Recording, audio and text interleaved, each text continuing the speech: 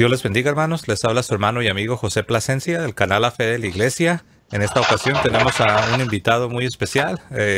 Creo que los que siguen este canal lo conocen, no necesita presentación, pero de cualquier modo está con nosotros Frank Morera.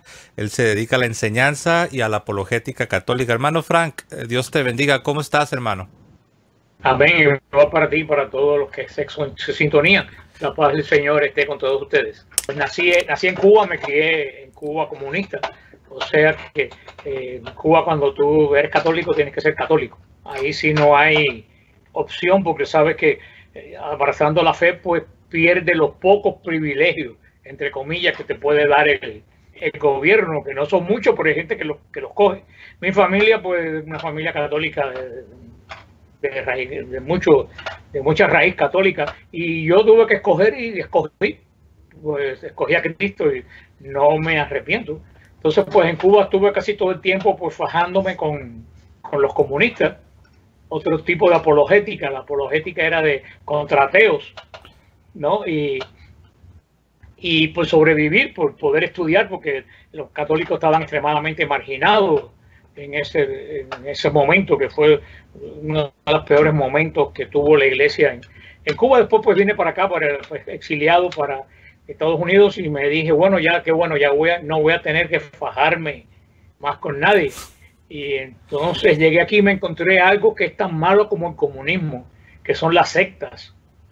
Porque si el comunismo divide, las sectas dividen. Si el comunismo es intransigente, las sectas son intransigentes. O sea que es lo mismo con diferente pelaje.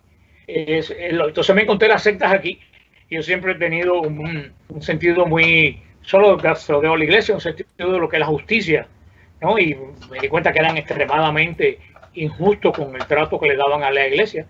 Y de oír programas, aquí no había radio católica en ese momento en Miami, de oír programas pues llamados cristianos, ¿no? Fue lo que verdaderamente me llevó a la apologética. No porque yo traté de hacer apologética, sino yo estaba tratando de aprender un poco más cuando yo oía que, sobre todo un canal que había aquí, que ese canal después era el peor canal anticatólico de Miami, y después terminó siendo el canal de la arquidiócesis de Miami. Wow. Mira tú las vueltas que da la vida. Y en aquel canal profundamente anticatólico yo tengo un programa desde que empezó. Wow. Mira tú que qué vuelta da la vida. Qué cosa, pues, ¿no? Pues yo oía a ese pastor y yo anotaba lo que él decía, las doctrinas de ellos, y yo buscaba en mi Biblia, y cuando yo buscaba en mi Biblia me di cuenta que no era lo que él estaba diciendo, que había sacado un texto fuera de contexto. Y yo de buena fe lo llamaba y le decía, mire pastor, yo encontré esto, y me pegaba unas insultadas tremendas.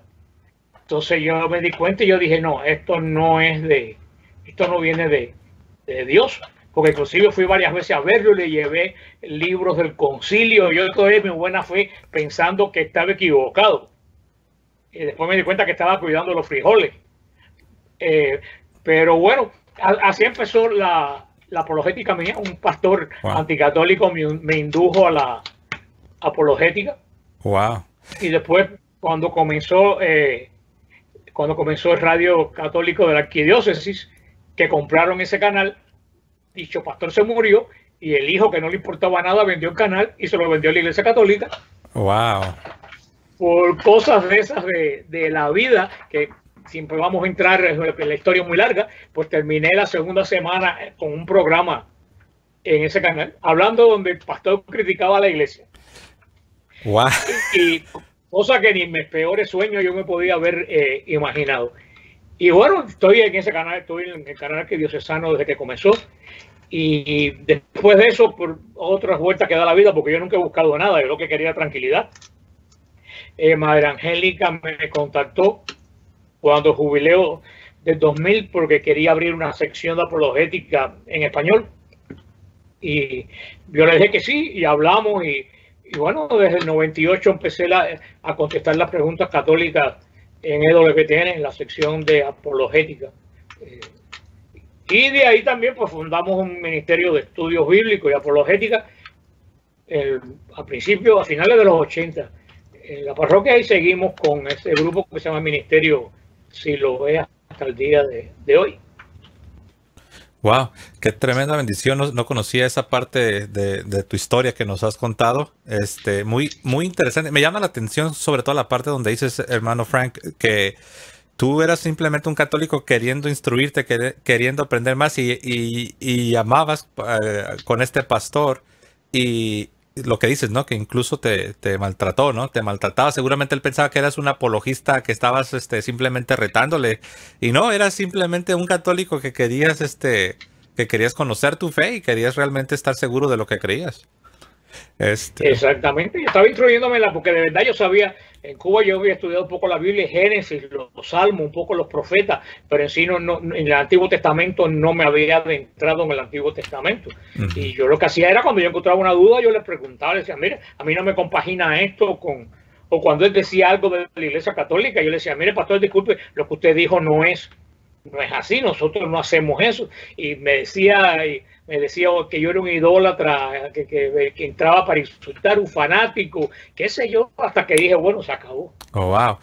Me identifico rápido antes de entrar a lo de la sola escritura. Tengo una pequeña anécdota. Cuando yo era protestante y yo ya estaba explorando el catolicismo, tratando de entender por qué creían y esto y el otro, y le llamé, no le llamé, perdón, estaban en vivo, era en un programa de un apologista protestante en inglés, muchos lo conocen, se llama James White, y se me ocurre mandar un tweet mandando mi pregunta y él lo leyó en vivo, estaban en vivo. Y mi pregunta era muy sencilla, le dije, ¿cómo se explica que la sola escritura, y le mencioné 3 personas que son de 3 denominaciones distintas, y las 3 son muy respetadas, son muy educadas, son personas que saben que son muy comprometidas, pero uno era luterano, uno era bautista y uno era presbiteriano. Y pregunté, le dije, ¿por qué esas 3 personas que son educadas y son honestas y son respetadas y los 3 creen en la sola escritura, por qué se contradicen en el bautismo y en la Eucaristía, que son cosas tan esenciales? Y en lugar de que me diera una respuesta, volteó a la cámara, nunca se me va a olvidar, y yo era protestante, yo no era católico, pero yo ya estaba realmente investigando. Volteó a la cámara y se me queda viendo, y que empieza con una sarta de gritos, y mi esposa estaba al lado mío, y nomás volteé y la vi, y le dije, ¿puedes creer? Y mi esposa me dijo, es que él piensa que tú eres católico. Y yo no era católico ni estaba todavía listo para ser católico. Es que ni siquiera se ponen de acuerdo en el rapto, que es doctrina de ellos, ni siquiera en eso se ponen de acuerdo, ni en el milenio, no se ponen de acuerdo en nada, ¿verdad? Así es. Muy bien, hermano Frank. Pues, pero esto sirvió a manera de, tal vez de transición, ¿no? Para entrar a lo de la sola escritura. Bueno, nosotros sabemos, hermano Frank, que los protestantes dicen que esta doctrina de la sola escritura o este principio, dicen que significa que la Biblia es la última autoridad infalible. Y algunos dicen última, unos dicen que la única, otros dicen que la sola. Ahí mismo también, como dices tú, hermano Frank, no se ponen de acuerdo. Pero bueno, dicen que lo que yo más escucho es que es la única. Algunos le quieren acomodar un poquito y dicen, no es la única, sino que es la última, es la que está arriba y encima de todos. Y dicen que es la única autoridad o la última autoridad infalible para determinar doctrina y moralidad cristiana. ¿Qué te viene a la mente, hermano Frank, cuando escuchas esto? Bueno, lo he oído tantísimas veces. Yo creo que lo primero que uno pues tiene que poner en claro es que los evangélicos, como le quieran llamar, porque protestantes son las iglesias tradicionales de la Reforma, porque todo el mundo mete a los protestantes en la misma cazuela, y no. Están los protestantes de la Reforma y los demás son sectas y cosas de esas que odian tanto a los protestantes de la Reforma como a nosotros. Pero lo primero de todo esto es que yo veo que vamos a decir los evangélicos. Los evangélicos son el pueblo del libro. Son el pueblo del libro tal como son los musulmanes. Los musulmanes es el pueblo del libro porque ellos se limitan al Corán. Y los judíos son el pueblo del libro porque ellos se limitan a la Torá, porque ni siquiera los profetas lo tienen al nivel de la Torá. Pero en el sínodo de la escritura que tuvo la iglesia a principios de los 2000, la iglesia dijo algo muy cierto. La iglesia dijo que nosotros no éramos el pueblo del libro, que nosotros éramos el pueblo de la palabra, porque para nosotros la palabra no es un libro, para nosotros la palabra es una persona, es Jesucristo. Y después de eso yo escribí un tema el otro día que formó un poco de alboroto por ahí, que yo escribí que la iglesia no es bíblica, la iglesia nuestra no es bíblica, es apostólica. Porque el Señor no mandó a escribir ninguna Biblia, pero el Señor fundó apóstoles que predicaron la palabra. Así que en nuestra iglesia, sí estoy de acuerdo con ellos, nosotros no somos bíblicos, somos apostólicos. No estamos fundados sobre la Biblia, estamos fundados sobre los 12 apóstoles, bajo roca apostólica. Está ahí lo de las marcas, nosotros, ¿no? Lo de las 4 marcas. Para nosotros la palabra es un poco más, porque si tú vas al último capítulo del Evangelio de San Juan, que es fácil de buscar, dice, tantas cosas hizo y dijo el Señor que si las fuéramos a escribir no cupieran en todos los libros del mundo. Ahí termina el Evangelio de Juan. Luego entonces nos está diciendo que hay muchísimas cosas que Jesús dijo e hizo que no están en la Escritura. Por eso es que la iglesia, como pueblo judío, tenemos tradición escrita y tradición oral. Los judíos tienen la tradición escrita, que es la Torá, y los judíos tenían la tradición oral. ¿Qué pasó con la tradición oral de los judíos? Que con el devenir del tiempo se escribió en el Talmud y en la Mishnah. Por eso la tradición oral judía ya está escrita. Ya no ya es la Mishnah, básicamente, es la tradición. Y la iglesia tenía exactamente igual en su principio. La tradición oral, que era la predicación, y la tradición la predicación de los apóstoles, que después se puso en escritura, y tradición oral, igual que los judíos. Y con el tiempo nuestra tradición oral terminó escrita a través de los padres de la iglesia, a través de los 6 primeros concilios. Que fíjate que nosotros hemos seguido el mismo camino de los judíos, exactamente igual. Tradición escrita, tradición oral. La tradición oral se escribió al pasar de los tiempos. La iglesia, tradición escrita, tradición oral. La tradición oral se escribió también al paso de los tiempos. Sí, entonces tenemos las dos. Es cierto, hay un paralelo, ¿no? Nosotros no tenemos esta separación radical, ¿no? Como en el protestantismo, ellos se ven a sí mismos como muy distintos y muy separados del judaísmo, ¿no? No vemos esa continuidad como sí lo vemos en la Iglesia Católica, ¿no?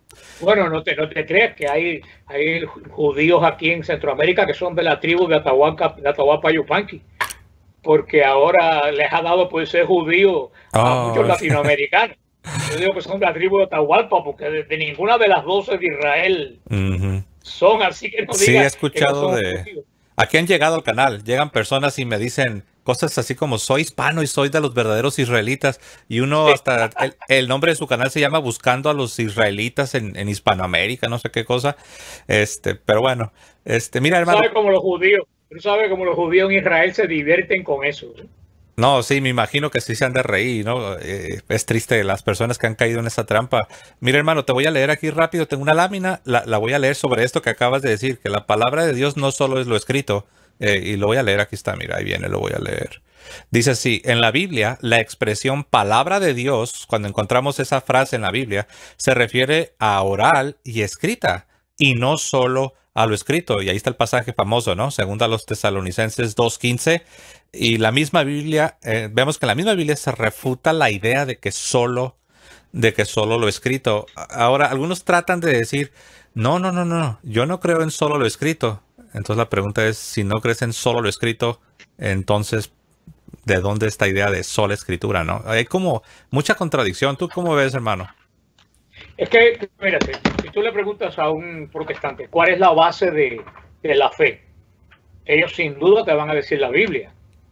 Pero si tú vas creo que es primera de Timoteo 3:15, creo, San Pablo, no estoy seguro, le dice a Timoteo, mira cómo te comportas en la iglesia de Dios vivo, que es pilar y base de la verdad. Pero entonces San Pablo nos dice que la Biblia es pilar y base de la verdad. Dice que la base de la verdad es la iglesia. ¿Por qué? Porque en la época que Pablo escribe no se conocía lo que era la Biblia. San Pablo nunca en su vida ni de lejos supo qué cosa era un Nuevo Testamento. O sea, por eso que San Pablo dice que el pilar y base de la verdad es la iglesia. Eso es clarísimo, porque es nuestra iglesia la que escribe la Biblia. Fíjate que nosotros no estamos sobre la palabra está por encima de nosotros, pero la iglesia está sobre la Biblia porque la iglesia escribió la Biblia. Y yo le digo a los hermanos, ¿dónde dice que el Evangelio de San Mateo es palabra de Dios para todo el mundo? ¿Dónde lo dice? ¿Lo dice en algún lado del Evangelio de Mateo? No. ¿Dónde dice que ese Evangelio de Mateo lo firmó al final? No. Y yo le digo, las cartas que escribió Pablo a Gálatas pegándole una bronca a la gente de Galacia. Pablo le escribió en una trastienda una cestería donde tejía cesta por una iglesia que fundó que se le descarrió. ¿Qué iba a pensar Pablo? Que esa carta que él escribió de muy mal genio se iba a leer como palabra de Dios 2000 años en un continente que él no conocía. ¿Quién le dio todos esos libros las características de palabra de Dios? Porque esos libros no se definen como palabra de Dios. Se lo dio la iglesia. Nuestra iglesia le dio a esos libros. La iglesia dijo, ese evangelio que no tiene firme es de Mateo. Ese evangelio que no tiene firme es de Juan. Porque el único evangelio que tiene nombre es el de Lucas, que dice yo, Lucas, querido Teófilo, es el único que podemos decir que tiene nombre. Los demás no se identifican. Eso que mencionas tú, a mí me lo enseñaron en mi tiempo de bautista. A mí me enseñaron que la Biblia era la madre de la iglesia, o que la Biblia dio a luz a la iglesia.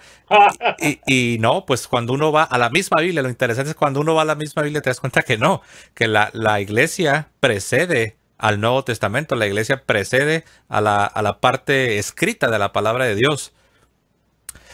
Pilar y base de la verdad. Así es. La iglesia. Así es. Y bueno, como vimos aquí en segunda los Tesalonicenses 2:15, si alguien pregunta, a ver, ¿dónde está esta noción de palabra de Dios oral? Segunda a los Tesalonicenses 2:15. Algunos intentan decir, hermano Frank, no, sí, yo sí creo que en esos años de Pablo sí había una porción, una parte oral de la palabra de Dios, pero ya no está porque ya quedó aquí fotografiada, ya quedó congelada y ya la tenemos plasmada y reflejada aquí y ahí se acabó la parte oral. Pero viene la pregunta, ¿y quién la plasmó? ¿Quién la congeló? Los pentecostales no existían, los bautistas hasta el siglo XVII con John Smith creo, no se fundaron. ¿Quién la plasmó? La Iglesia Católica. Sí, de hecho, hace un par de horas estaba dialogando con un querido amigo sobre este tema y yo le decía que la Escritura deriva su autoridad de la iglesia y él me decía, no, viene directo de Dios. Le dije, pero tienes que entender que hay algo que se conoce como mediaciones. Viene de Dios Padre, luego humanamente hablando, cuando Cristo dice toda potestad me ha sido dada y luego les dice, ahora ustedes vayan y prediquen y enseñen y hagan discípulos. Le digo, ¿ves? Viene de Dios Padre y luego el Señor Jesucristo la recibe y él dice toda potestad me es dada. Por tanto, id. Y le da a la iglesia esa autoridad, ¿no? Pero es que la sola escritura comienza. Bueno, si dice la sola escritura, es porque ellos dicen que todo tiene que estar en la Biblia, ¿no? Si no está en la Biblia, hay que descartarlo, ¿no? Eso es la teoría de la sola escritura. Y ahora yo te digo, ¿dónde dice en la Biblia que la Biblia es solamente la única fuente de verdad? ¿Dónde lo dice? Esa es una buena pregunta. No lo dice en ningún lugar, entonces la sola escritura no tiene base bíblica. Sí, aunque ha habido quienes, Frank, para intentar escapar, por así decirlo, dicen, sola escritura no significa necesariamente que si no está escrito, no lo creo. Y dicen, porque si tenemos cosas que no contradicen a la Biblia, aunque no están escritas, pero si no contradicen, sí las podemos aceptar. Perdóname, ese no es el concepto de las 5 solas de Lutero. Exacto. Ese no es el concepto de las 5 solas de Lutero para nada. Son tan falsos que están falsificados Lutero. Exacto. Tú le acabas de dar en el clavo. Esto lo que tú dijiste, han redefinido, han revisado, por decirlo así, han revisado la noción de la sola escritura por lo mismo, que se han dado cuenta que hay deficiencias en esa idea de sola escritura. Pero A mí me han dicho personas de otras iglesias en esa época, no, porque dice la Escritura que la Escritura es buena para redarguir, para enseñar. Digo, amén, pero ¿dónde dice que es sola? Porque si la sola Escritura, tiene que estar la palabra sola Escritura en la Biblia. Muéstrame dónde dice sola Escritura. Y me hago bautista. Sí. Nunca, no me he hecho bautista porque nadie me lo ha dicho. Exacto, es que no está. De hecho, aquí pongo esta y la leo rápido. A ver, vamos a ver. Dice ahí, sola escritura no aparece en la Biblia. Es una doctrina no bíblica porque no está contenida. Ahora, si alguien dice lo contrario, la pregunta es capítulo y versículo. Y ahí es donde entra el dilema, lo que yo llamo el dilema protestante, porque no hay. Algunos me han intentado decir, Frank, no, es que sí es cierto, dicen, no hay un versículo, no puedo ponerte el dedo en un versículo, pero es una noción similar a la Trinidad. El concepto está a lo largo y ancho de las páginas.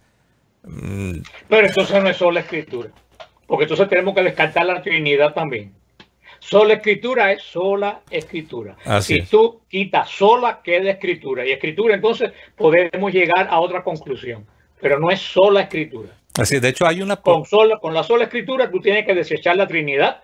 Tienes que desechar cantidad base de la doctrina cristiana de todos los cristianos. Así es, y de hecho, este comentario que haces, Frank, es muy atinado, porque en la Reforma, después de Lutero, surgieron otros grupos que ellos trataron de ser más consistentes con la dichosa idea de sola escritura y terminaron negando la Trinidad porque no encontraron de manera clara la doctrina, según ellos, ¿no? La doctrina de la Trinidad. Como hoy hay pentecostales que han terminado siendo unitarios y que están negando también la Trinidad. Precisamente por eso, porque dice que no lo encuentran en la Biblia.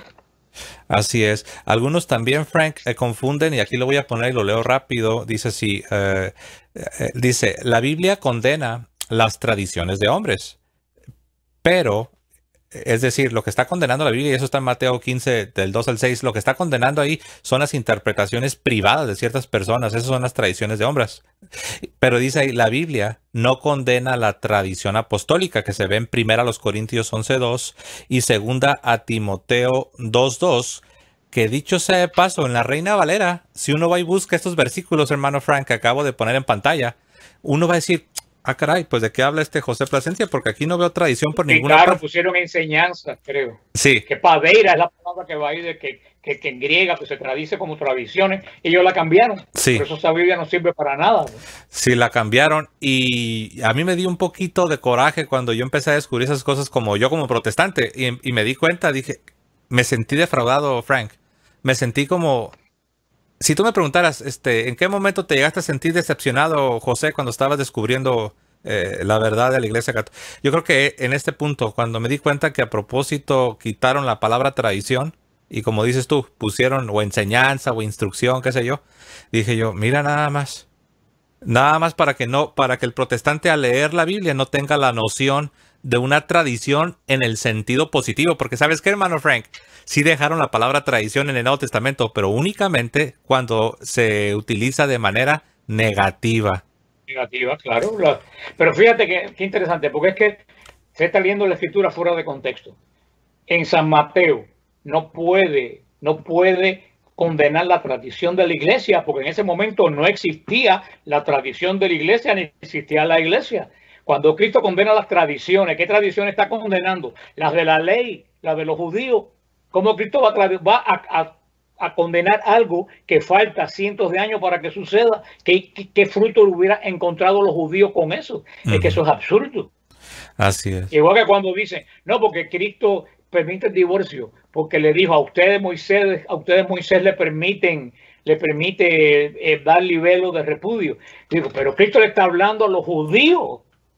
Está hablando a la ley de los judíos, que esto nos está refiriendo a la nueva ley. Así es que tú tienes que enfocarte en el lugar que se dice la palabra y en el tiempo y ver por qué lo dijo. Eso es lo que dice la iglesia. Tú tienes primero, cuando leas la escritura, preguntarte qué se dijo, a quién se lo dijo, por qué se lo dijo. Son las tres cosas para poder entender el mensaje. Así es, y de hecho ese pasaje que ellos quieren utilizar, donde Cristo reprende a los fariseos por sus tradiciones de hombres, si uno va y lo analiza, uno se da cuenta que lo que Cristo está reprendiendo es la interpretación privada de estos fariseos que agarraban lo del famoso Corbán y decían que mira, si tú tienes tu dinero, tienes tus propiedades y las ofrendas las dedicas para Dios, entonces ya no estás obligado a cumplir el mandato de honrar a tu padre y a tu madre, porque ese dinero, esas propiedades ya las dedicaste al templo, y Cristo los agarra y les da una reprendida buena. ¿Por qué? Por su interpretación torcida y su interpretación privada. Bueno, no solo por eso, también le está diciendo que el Señor le dio a Moisés 10 mandamientos y los judíos sacaron de ahí 613 preceptos. Esos son tradiciones. Es imposible para un judío salvarse porque primeramente tienen que tener buena memoria para acordarse de 613 preceptos. O sea, lo que le está diciendo, con sus tradiciones ustedes han obstaculizado la salvación de los hombres. Así es. Tengo una más aquí, hermano Frank. La voy a poner y la leo rápido. Dice ahí, los apóstoles determinaron doctrina verdadera mediante el concilio de Jerusalén y no con solo Biblia, como se encuentra ahí en Hechos 15 del 6 al 30. Tú sabes, la controversia de los judaizantes. Sí. ¿Cómo ves de que ahí se ve un claro ejemplo de que no es solo escritura, sino que hubo la necesidad de un concilio, ¿no? Es que hasta el año 342 nadie conoció un Nuevo Testamento. Nadie conoció hasta el año 342 que Papa Dámaso lo mandó a compilar. Lo que hasta el 342 circuló por la iglesia era lo que hoy conocemos como los libros canónicos, mezclado con una cantidad tremenda de otros libros. Habían más de 25 evangelios, habían casi 18 apocalipsis. Imagínense si con uno andan locos, imagínate con 18 apocalipsis, pues dónde anduvieran en este momento. O sea, lo que había era una confusión tremenda. Es la iglesia quien pone orden en ese momento, cuando el Papa Dámaso manda a hacer los libros, a escudriñar los libros, y con qué la iglesia determinó que en aquella balumba de libros cuáles eran los buenos. ¿Con qué lo definió? Con la tradición. Preguntó a los obispos reunidos qué tradición decían sus iglesias, que eran los libros que estaban desde el principio, que se usaron en la liturgia y que venían de los apóstoles. Y cuando ellos presentaron los libros que cumplían esos 3 mandatos, que la tradición decía en su iglesia que venían con esa forma, decidieron dejar todos los canónicos que conocemos hoy. Así que si la iglesia se equivocó, recoge el Nuevo Testamento y busca el Corán, porque el Nuevo Testamento no sirve. Sí, eso es interesante porque aceptan, me refiero a los protestantes, aceptan la autoridad de la iglesia en cuanto al Nuevo Testamento, porque sí aceptan los 27, pero en cuanto al Antiguo, ya no. O sea, hay una inconsistencia, ¿no? Pero el problema es que ni siquiera ellos saben que la iglesia hizo la Biblia, hermano. Si yo me he encontrado gente, el otro día en el gimnasio me decía un muchacho de una secta de esa, que el Papa era quien mató a los mártires, los mártires de los 300 primeros años del cristianismo. Wow. Y después otro me dijo que los curas católicos habían matado a Cristo. Tú quieres, el Señor es testigo de lo que te estoy diciendo. Wow. Casi esas son personas que van todos los domingos a misa. Digo, a misa no, los cultos, eso, y que salen diciendo que los curas católicos mataron a Cristo, y lo dicen por el internet. Cuando yo le dije a ese muchacho que los 11 primeros papas, todos murieron mártires, él no lo podía creer, porque pensaba que quien echaba a los leones, los cristianos, eran los papas que mandaban a los pentecostales a los leones. Sí. Con ese grado de ignorancia, ¿cómo tú puedes hacer algo? Así es. De hecho, hay quienes ignoran que el mismo Lutero, aparte de los 7 libros que rechazó del Antiguo Testamento, también rechazó 4 del Nuevo Testamento. Y se basó en lo que tú dijiste, Frank, lo que estabas platicando, que antes de que la iglesia definiera de manera definitiva, había algunos que aceptaban menos, otros aceptaban más, y Lutero se agarró de que, miren, dijo, Hebreos, Santiago, Apocalipsis, y si mi memoria no me falla, Judas. Decía Lutero que estos 4 libros Santiago, Judas, Hebreos y Apocalipsis tampoco eran divinamente inspirados Él con la boca sucia esa que tenía, decía que eran libros de paja. Los catalogaba él. Sí, creo que cuando habló de Santiago, es cuando usó esa frase, ¿no? Que era de paja y que lo quería aventar dice, quiero aventar a Jimmy, así dijo, a Jimmy, a Santiaguito. Dijo, quiero aventar a Santiaguito al fuego. Y yo sé que estas son cosas que para un protestante, pues, tal vez si no conoce esto puede sentirlo como, pero es la verdad. De hecho, tengo un libro. Qué pena que no lo tengo aquí cerca, está allá, que se llama Lo que Lutero dijo. Está en inglés, pero dice así, What Luther Says, lo que Lutero dice. Y lo que me gusta de este libro, a pesar de que es protestante, es que te pone de manera por tópicos, por temas, te pone las cosas que Lutero escribía sobre cada tema. Y si tú lees lo que Lutero dijo de los judíos, eso es pavoroso. Yo me quedé muy sorprendido porque empecé a buscar por temas, a ver qué dijo Lutero sobre esto, qué dijo sobre aquello. Y la verdad que uno se queda... Yo no tenía esa imagen de Lutero, es lo que estoy diciendo. Él llegó a decir que la Biblia en mi cabeza es lo único que hace falta. La Biblia para leer, la cabeza de él para interpretarla. No hacía falta nada más. Sí, de hecho... Por eso que a los 10 años, de la Reforma, él se lamentaba que habían 400 sectas a los 10 años de la Reforma. Y si se levanta ahora, se muere.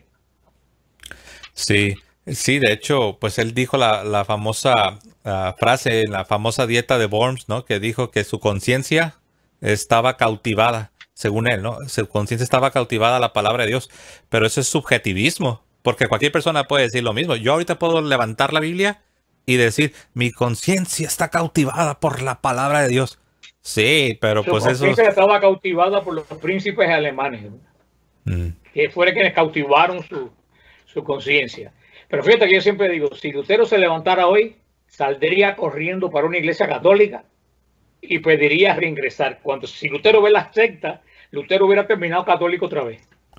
Sí, de hecho, y lo triste es que yo he escuchado a grupos, de estos grupos que se les llama evangélicos, es triste porque para unas cosas usan a Lutero. Cuando se trató de celebrar los llamados 500 años de Reforma, todo el mundo hacía videos y ponían en la introducción a Lutero, ¿no? Pero lo curioso es esto, cuando ya los presiones y les preguntas, a ver, ¿tú por qué crees cosas que ni el mismo Lutero creía?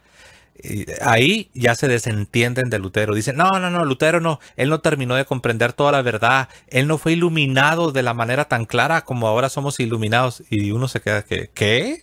O sea, es increíble, pero bueno. Pero fíjate qué curioso, los protestantes evangélicos, whatever, celebraron los 500 años de la Reforma, pero no celebraron los 2000 años de cristianismo, porque en el 2000 yo pensé, cuando yo era muchacho, pensaba que los 2000 años de cristianismo iba a ser una fiesta mundial de todas las iglesias, pero para sorpresa mía ni siquiera la ortodoxa la celebró. La única iglesia que celebró los 2000 años de Cristo fue la iglesia católica. Y yo me preguntaba, ¿por qué? ¿Tú sabes por qué ninguna otra iglesia la celebró? Porque si otra iglesia, hasta la ortodoxa, celebran los 2000 años de Cristo, tendrían que hacerse la pregunta, ¿dónde estábamos nosotros en esos 2000 años? Sí. Y ninguno tiene respuesta para eso.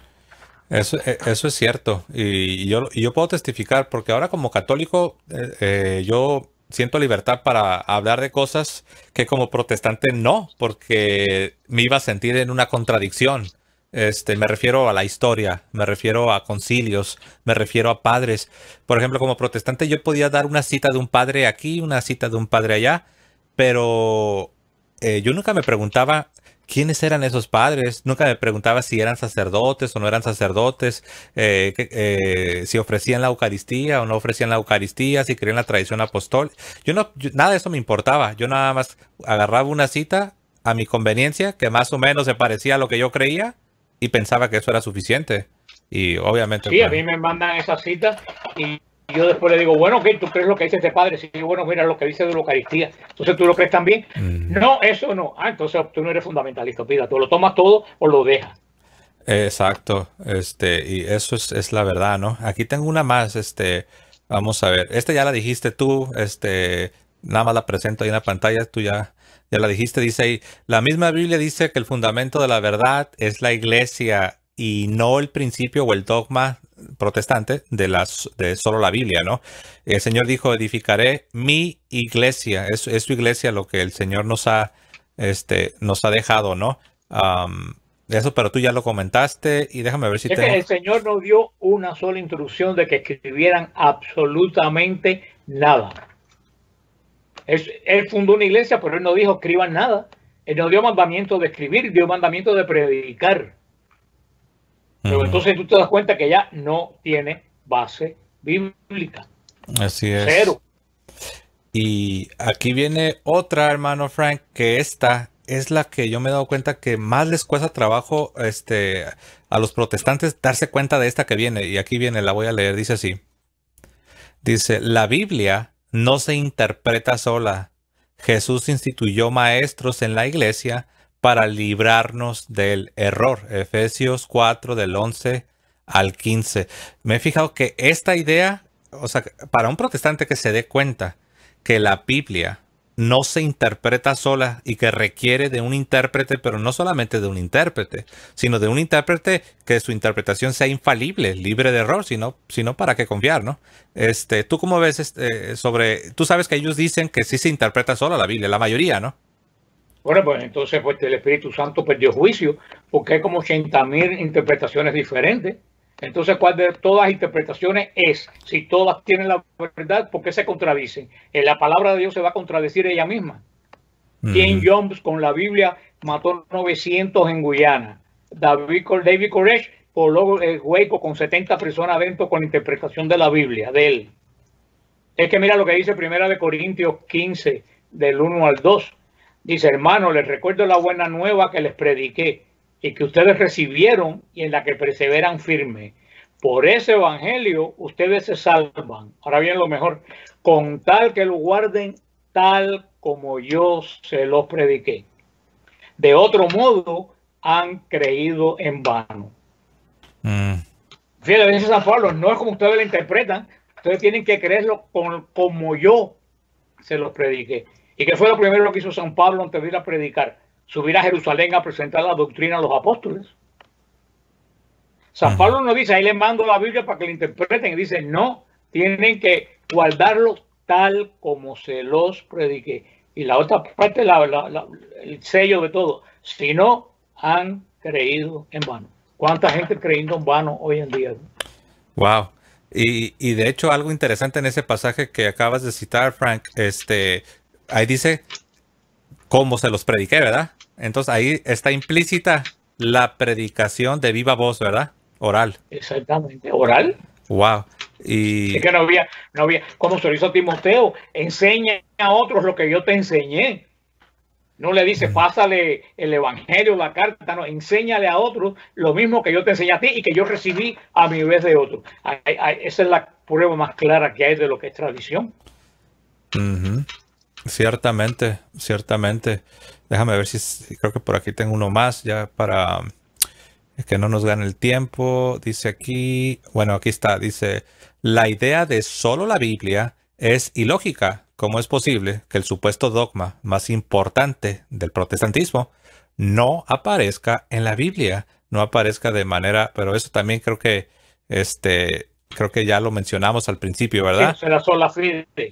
Así es. Digo, la sola escritura, ¿no? La sola escritura, ¿verdad?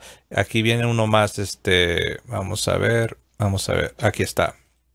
Dice, la idea de solo la Biblia es impráctica, ya que por más de 1800 años el cristiano promedio, el de banca, no tenía acceso a una Biblia. Yo creo que este es algo importante. Hace poco, en un diálogo que tuve con un querido amigo, él como que él ya sabe que no puedes aplicar la idea de que la sola escritura, de que debes agarrar la Biblia y estudiarla y leerla y examinar y revisar que lo que está en el que está en el púlpito, que todo lo que dice está aquí, porque por más de 1800 años el cristiano de banca realmente no tenía una Biblia así en las manos, debajo del brazo, para estar revisando todo. Pero fíjate lo que hizo. Él lo que hizo, me dijo, bueno, dice, para el hombre moderno sí es posible. Pero yo le dije, sí, pero ¿qué haces con el hombre no moderno? El hombre de 1800, de 1700, de 1600, de 1500, de La 1400. mayoría no sabía leer. Exacto. No sabían leer y por un lado, pues no tenían acceso a la Biblia, ¿verdad? Pero por otro lado, como tú estás señalando, tampoco, aun si hubieran tenido acceso, si se la hubiéramos puesto en la mano, como dices tú, la mayoría no sabía No la leer. pueden entender y no la pueden entender. Hoy en día, sin un maestro, no se puede entender la escritura o la entiendes mal y terminas medio loco o desbaratando tu familia o desbaratando tus amistades porque la Biblia sin la interpretación correcta es una bomba atómica. Ujú. Sí, quiero Porque comentarte mira, algo. los protestantes dicen que nosotros, los católicos, no dejaban que la gente tuviera la Biblia. Claro, ellos son tremendamente ignorantes.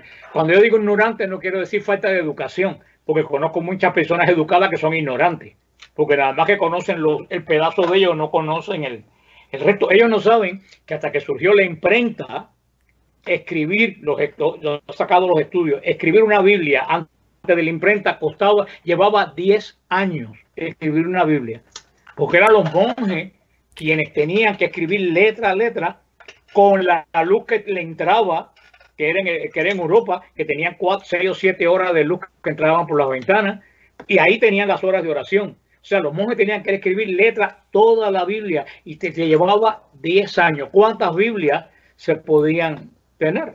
Y después, cuando tuvieron la Biblia, ni los reyes muchas veces sabían leer. Por eso que las catedrales le decían las Biblias de piedra, porque todo lo que está pintado y está esculpido en las catedrales son pasajes bíblicos por la cual se le enseñaba a la gente la historia sagrada. Pero si nuestros monjes no transcriben la Biblia desde el principio hasta que llegó la imprenta, ellos no tuvieran hoy la Biblia. Uh-huh. Y fíjate, conectado con esto que dices, con esta idea de que supuestamente la iglesia no quería que tuviéramos la Biblia, es interesante que a muchos protestantes se les olvida, particularmente cuando ellos están contando la historia de la Reforma y Martín Lutero, pero se les olvida algo. Por ejemplo, se les olvida que tanto Martín Lutero como los otros que hicieron traducciones a otros idiomas se basaron en un texto griego preparado por un católico, un texto griego católico preparado por un católico y dedicado al Papa. Me refiero al famoso texto recibido, al Textus Receptus.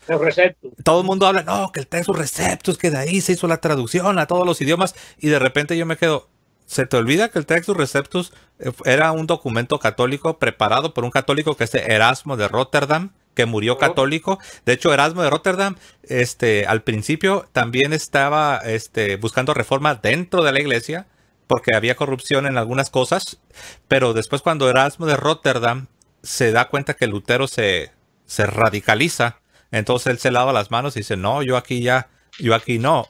Pero mi punto es se les olvida que fue un texto católico preparado por un católico dedicado al Papa, el Textus Receptus, de donde se tradujeron la Biblia a otros idiomas, ¿no? Sí, pero también es absurdo, porque dice que la iglesia no permitía leer la Biblia. ¿Y qué es lo que hacía Martín Lutero cuando era cura agustino? ¿Cuál era su oficio? Profesor de Biblia. Entonces, ¿cómo te vas a decir a mí que no dejan estudiar la Biblia? Y Lutero era profesor de Biblia de la iglesia católica. Claro, la reforma coincide con la imprenta, coinciden ambas.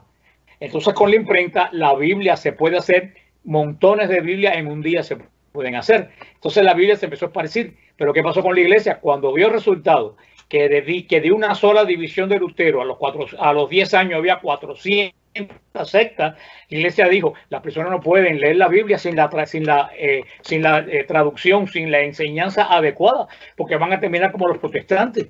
Y por eso la iglesia decía que teníamos que tener la Biblia, pero leerla con la enseñanza de la iglesia, con las notas. Así es. Lo que se decía en la historia sagrada. Porque si la iglesia sigue esa dinámica de los protestantes, de cada cual interpretar la Biblia a su forma, hoy en día no hubiera iglesia católica. Así ya se hubiera desintegrado, como ha sucedido con el movimiento de Lutero. De manera rápida, ya para ir entrando, ya para ir cerrando, algunos me dicen, no, mira, la razón que en España no pegó la reforma protestante es porque ahí dice, fueron bien malos y ahí fueron bien violentos. Y les digo, bueno, ahí te estás equivocando. Una de las razones por las que en España no se desparramó estas ideas heréticas es porque España antes de Lutero había tenido una gran renovación con tú sabes, el famoso cardenal Cisneros de Jiménez, con la reina Isabela. Había tenido tremenda... No, y dos traducciones, que la Reina Valera no es la primera traducción en español, está la Biblia de Alfonso, del rey Alfonso, hay varias, el Cisneros mismo mandó hacer una Biblia en español. Así es. Eso la gente no lo sabe. España estaba viviendo un tremendo avivamiento y de hecho aquí tengo un documento, lo voy a enseñar.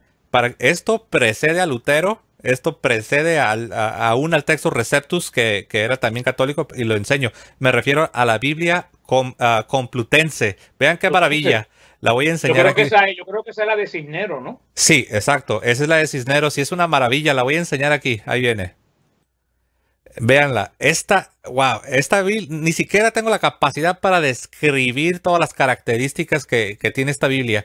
Esta Biblia precede a la llamada Reforma, que sabemos que es una revolución, la revolución protestante. Esta Biblia, hermanos, es anterior a Lutero y sus ideas. Y vean nada más, es una obra maestra. De hecho, hay quienes dicen que de la literatura mundial, hermano Frank, esta Biblia, la Biblia Complutense, es una obra de arte y tienes el texto de la Biblia en diferentes idiomas: arameo, hebreo, griego, latín. Y algo heroico que hizo el cardenal Jiménez de Cisneros es que este proyecto era muy costoso. Él, como venía de una familia acomodada, él de su herencia, él pagó, hermano. Él de su bolsa, como diríamos, él de su bolsa pagó por este proyecto. Y no solo eso, él recorrió diferentes lugares de Europa para conseguir los materiales, los manuscritos, hermano, para poner esto. ¿Y sabes por qué? Porque él quería preparar un documento que ofreciera a los exegetas y a los teólogos católicos las herramientas para poder instruir mejor a nuestros sacerdotes. Y todo esto, ¿por qué lo menciono? Porque esta Biblia, la Biblia Complutense, precede a la llamada Reforma. Entonces, ¿dónde está aquello de que a la iglesia no le importaba? ¿Y dónde está la teoría de que en España no hubo reforma, que porque España se oponía a que la gente leyera la Biblia? No. Pero es que parte de nuestra liturgia desde el primer siglo es la lectura de las cartas de Pablo y los evangelios y la predicación. Eso es obligatorio desde el primer siglo. O sea que todas las misas había que predicar el evangelio. Yo no sé de dónde sacan esas patrañas. No solo que las sacan, que después se las creen, que es lo más triste del caso. Así es. Bueno, hermano Frank, yo sé que tenemos tiempo limitado. No sé si tienes ahí algún pensamiento final que quieras compartir para ya ir cerrando el programa. Pues no, hermano, lo que quiero decir a las personas es que a los católicos, a los no católicos, los católicos que conozcan la iglesia, que es una vergüenza, son católicos, vienen a la iglesia y vienen a algo que desconocen totalmente. Y a los no católicos, la mismo, que antes de abrir la boca y hablar disparate, que conozcan a la iglesia. Por lo menos que nos ataquen con base, porque a veces va vergüenza los ataques de esas personas, porque tú te das cuenta que lo que ellos te están diciendo, como me pasó con ese señor que predicaba en la radio, no existe. Que no le tengan miedo a la verdad. Yo no tengo miedo de discutir con sentido común. Sí, y yo quiero decir algo, ¿no? Esto que el hermano Frank está recomendando de estudiar, de informarse, y ya lo saben los que siguen este canal. Hermano Frank, yo, cuando era protestante, yo me propuse demostrar con datos y con letras y con todo, yo me propuse demostrar que la Iglesia Católica y la fe católica era falsa. Pero fíjate, hermano Frank, por puro instinto, yo supe que yo tenía que documentarme para semejante labor. Pues, ¿qué te cuento? Y el resto es historia. Cuando estaba en ese proceso de documentarme, de investigar, de leer, en lugar de comenzar a demostrar que la Iglesia Católica era falsa, empecé a descubrir que no lo era. Eso es lo que le pasó a Scott Ham, le pasó a Marco Groday. Todo el que se pone de verdad a estudiar la iglesia para criticarla termina siendo católico. Sí, a muchos les ha sucedido y a mí me sucedió. Según yo dije, no, tengo que armarme hasta los dientes para cuando me toque demostrar, voy a demostrarles con todas sus letras. ¿Y cuál? Me fui Estas personas conocen mucho de Biblia, pero no conocen de historia. Y estos 2000 años que hemos tenido de iglesia es la Biblia del Espíritu Santo. Estos 2000 años ha sido la obra del Espíritu Santo. Y ellos desconocen 2000 años de obra del Espíritu Santo. Ellos creen que Cristo vino, murió en la cruz. Después se olvidó la novia que es la iglesia de Cristo, se soltó un moño, se volvió una prostituta. Cristo se quedó soltero por 2000 años y ahora se casó con 45,000 novias diferentes que andan a la greña. Eso no tiene más sentido común. Sí, es muy lamentable esa situación, ¿no? Pero bueno, me vienen las palabras del cardenal San Juan Newman, ¿no? Que dijo que conocer la historia es dejar de ser protestante, y él sabía de qué estaba hablando, ¿no? Eso le pasó también a él, ¿no? El cardenal John Newman, él leyendo la historia, la patrística, pues se dio cuenta que necesitaba ser católico y sí, se convirtió. Muy bien, Frank, te agradezco a nombre de todos. Yo sé que tienes tu tiempo limitado, sé que te tienes que ir, pero gracias, hermano, gracias por tu generosidad a compartir con nosotros. Te mandamos un fuerte abrazo y bueno, a todos ustedes que nos acompañan, gracias, hermanos, por habernos acompañado. Denle like, compartan en sus redes sociales y dejen sus comentarios. Y como siempre nos vamos a despedir diciendo que viva Cristo Rey y que viva Santa María siempre Virgen. Hasta luego. Amén, hermanos. Que el Señor los bendiga. Amén.